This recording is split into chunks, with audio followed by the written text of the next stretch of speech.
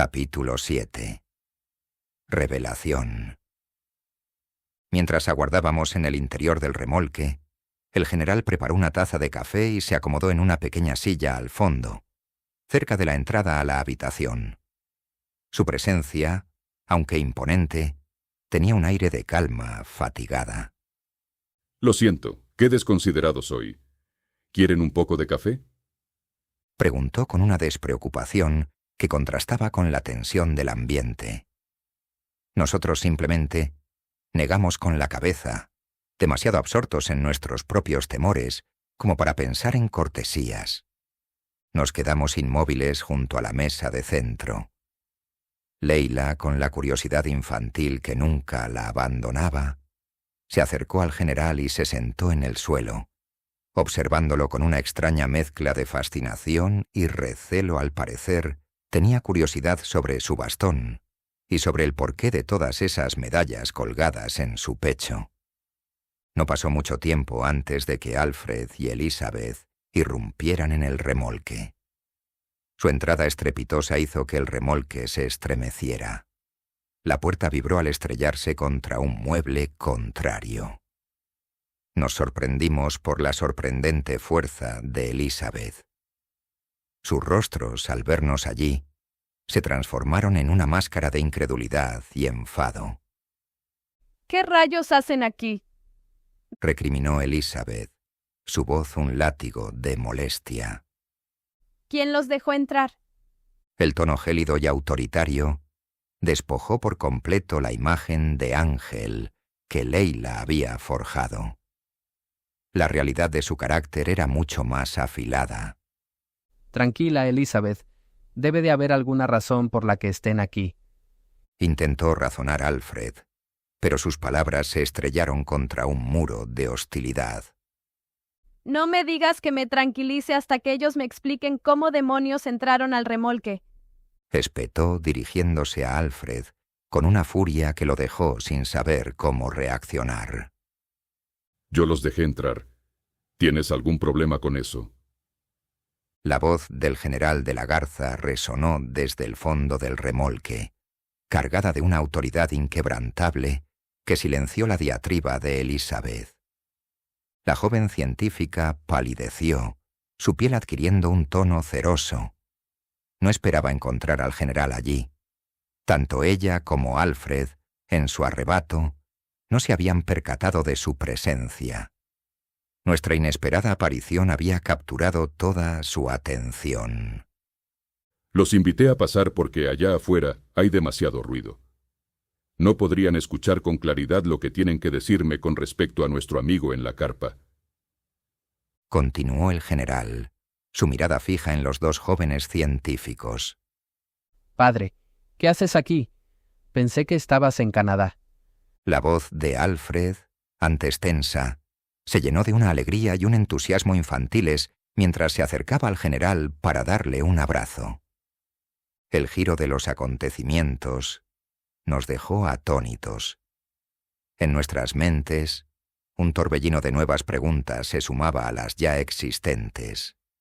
Kayla y yo, fascinados por la escena casi telenovelesca, nos llevamos las manos a la boca para ahogar nuestro asombro.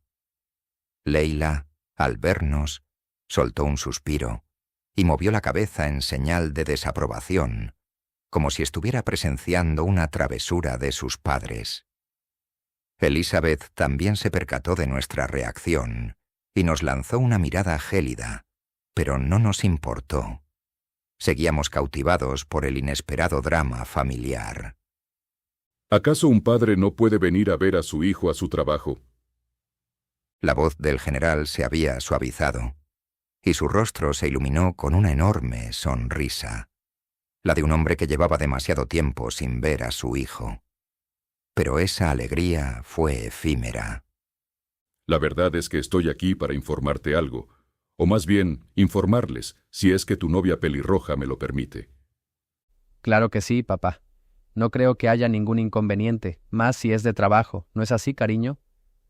Los rasgos de Alfred se endurecieron, y su voz adquirió un tono más serio. Elizabeth, superada por la situación, Solo pudo asentir con la cabeza. Muy bien. Entonces, ¿qué tienes que decirnos, padre? El ambiente se volvió denso, cargado de una tensión palpable. Sabíamos, por la seriedad en los rostros del general y de Alfred, que las noticias no eran buenas. Como sabrán, Alfred, más que nadie, tú, Elizabeth, ha habido varios avistamientos de nuestros amigos los calamares. 8, para ser exactos. Y nada ha salido como debería. Hemos perdido a 6 de ellos. Nada ha sido como lo ocurrido años atrás con los peces remo. Ahora están en un nivel superior, si es que se puede llamar así. Comenzó a relatar el general, su voz grave y sombría. Mientras hablaba, Kayla y yo intercambiamos una mirada de puro terror. Aquello no era un evento aislado. En otras partes del mundo, la misma pesadilla se estaba desarrollando. Aunque aún me quedaba la incredulidad del por qué el gobierno no previó este hecho, si con anterioridad ya había pasado. El general, con un movimiento rápido, despejó la mesa de centro y desplegó un mapa mundial, comenzando a marcar varios puntos con un rotulador rojo dispuesto en la mesa.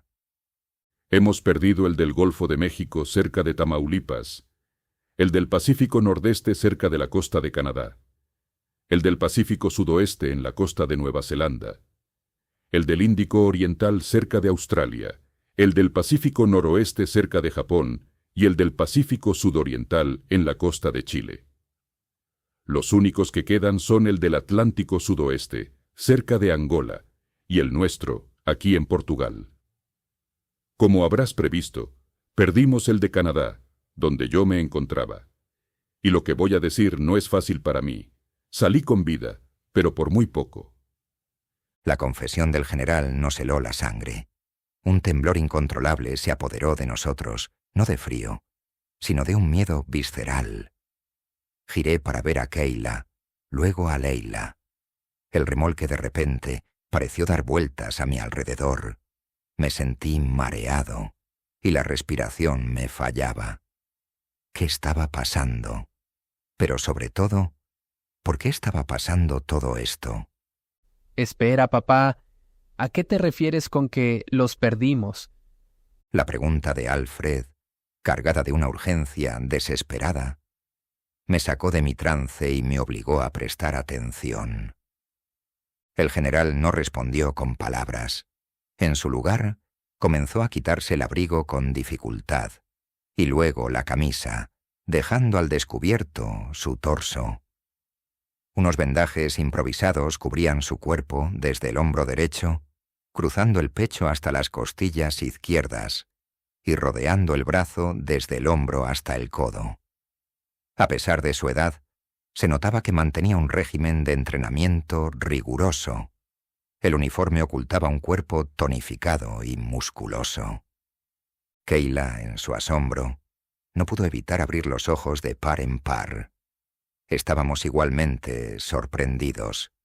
Leila, por su parte, se llevó una palma a la cara y negó con la cabeza, como si no pudiera soportar la visión. Nuestro asombro se convirtió en horror cuando el general se dio la vuelta. Las vendas estaban manchadas de un rojo oscuro y húmedo.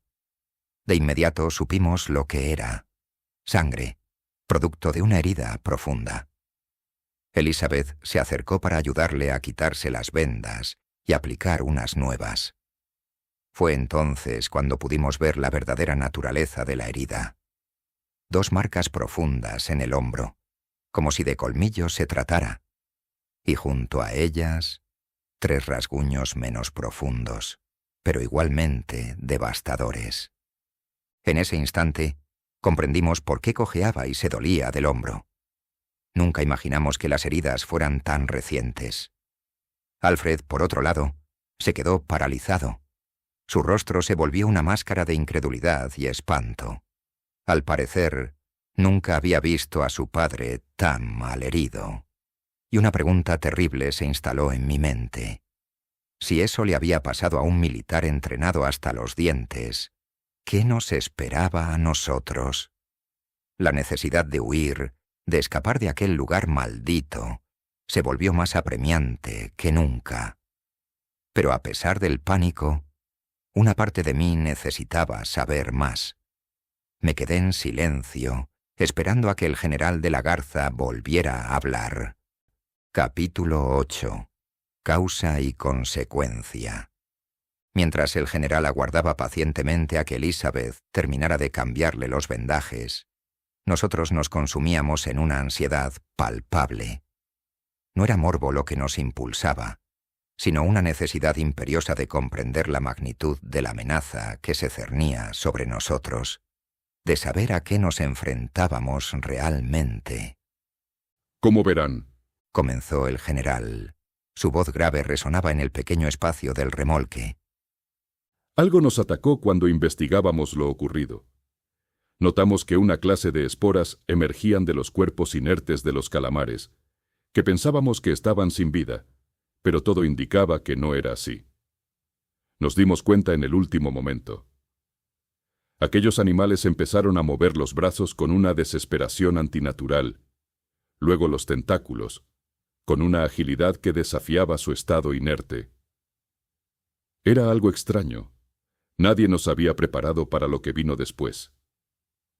Cuando las esporas se liberaron, desafortunadamente ninguno de los que se encontraban en primera fila contaba con máscaras antigás, y eso, paradójicamente, me ayudó a salir de allí. El general, que había estado caminando por el remolque, se detuvo y se sentó en la silla del fondo, su mirada perdida en algún punto distante. Pero eso no explica tu herida, padre. ¿Qué pasó después? Interrumpió Alfred, su voz cargada de una preocupación evidente, rompiendo el silencio que se había instalado. A eso voy, hijo, a eso voy. Dijo el general, con un suspiro que denotaba un profundo desánimo.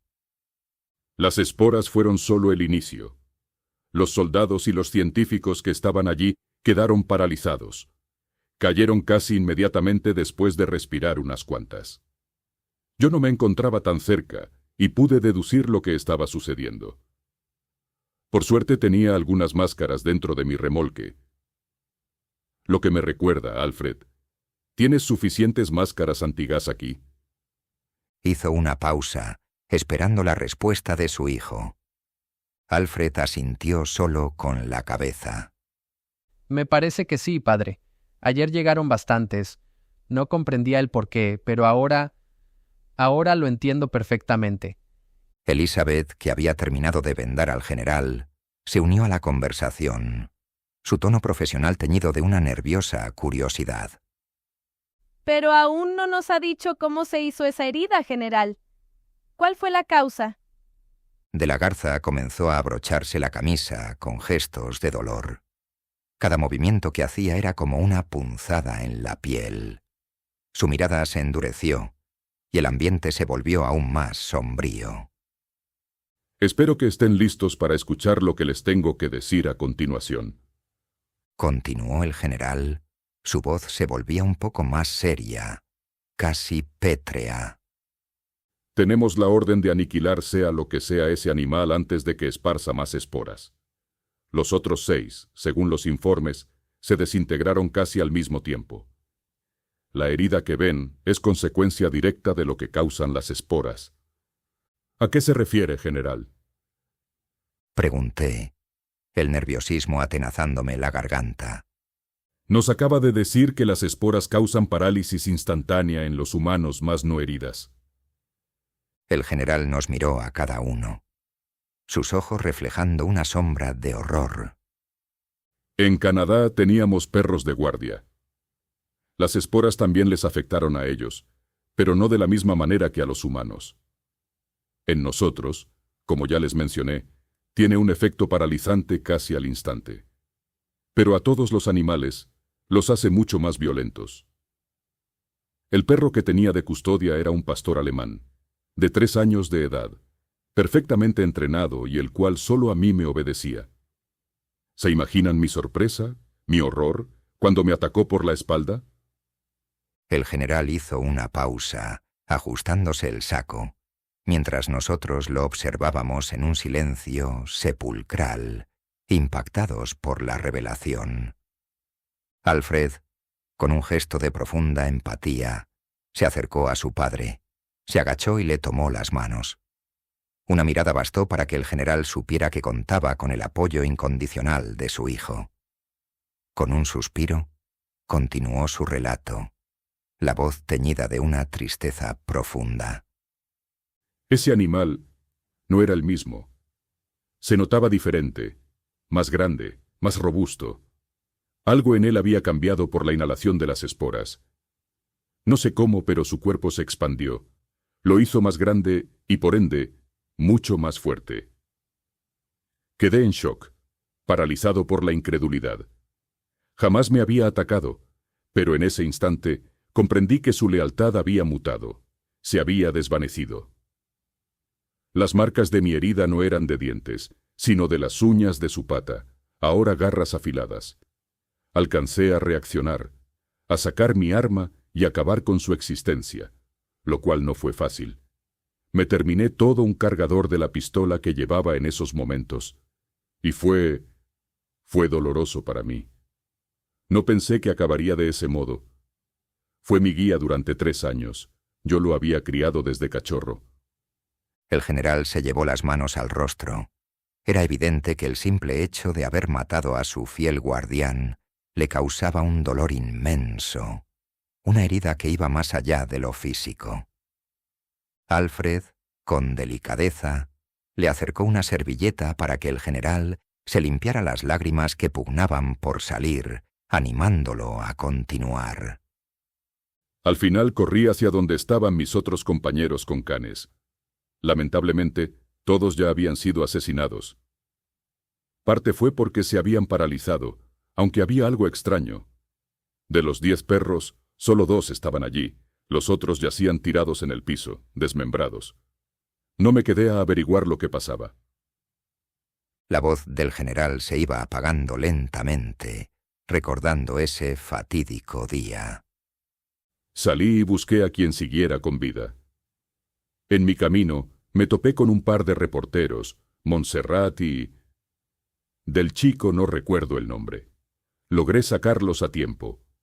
Por suerte, los perros estaban distraídos con los cadáveres de mis compañeros caídos. Les puse las máscaras y nos marchamos de allí.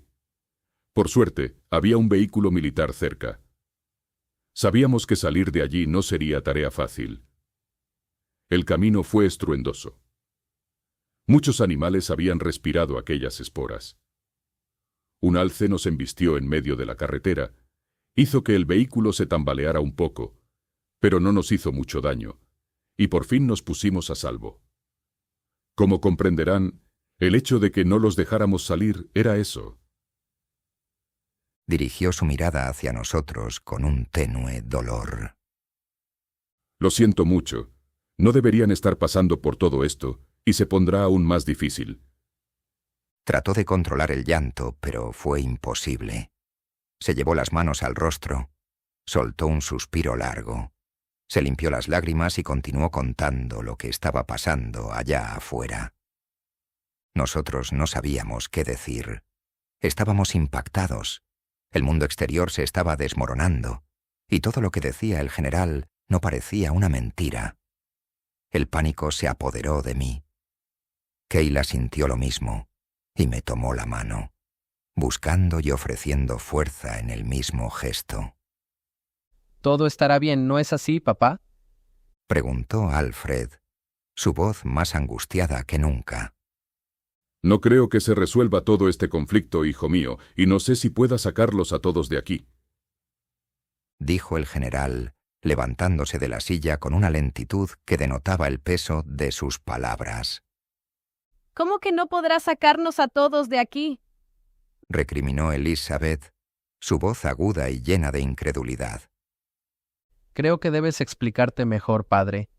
Podemos ir a los búnkeres que existen en todo el mundo. Tú nos podrás llevar allí, de eso estoy seguro. Alfred se acercó a su padre, confrontándolo cara a cara. La desesperación en sus ojos era palpable. Ya ningún lugar es seguro. Lamento ser yo quien les tenga que dar las malas noticias, pero hay cosas que les han estado ocultando, y creo que es hora de mencionarlas. El general se acercó a la puerta, asegurándose de que no hubiera nadie cerca. Cerró la puerta y las ventanas, descorrió las cortinas para que nadie desde el exterior pudiera vernos. Se frotó la cara y se masajeó las sienes. Luego regresó a la cafetera para prepararse otra taza. Volvió a su silla y esperó, con una solemnidad que nos heló la sangre, a que todos estuviéramos prestando atención, listos para la verdad que estaba a punto de desvelar.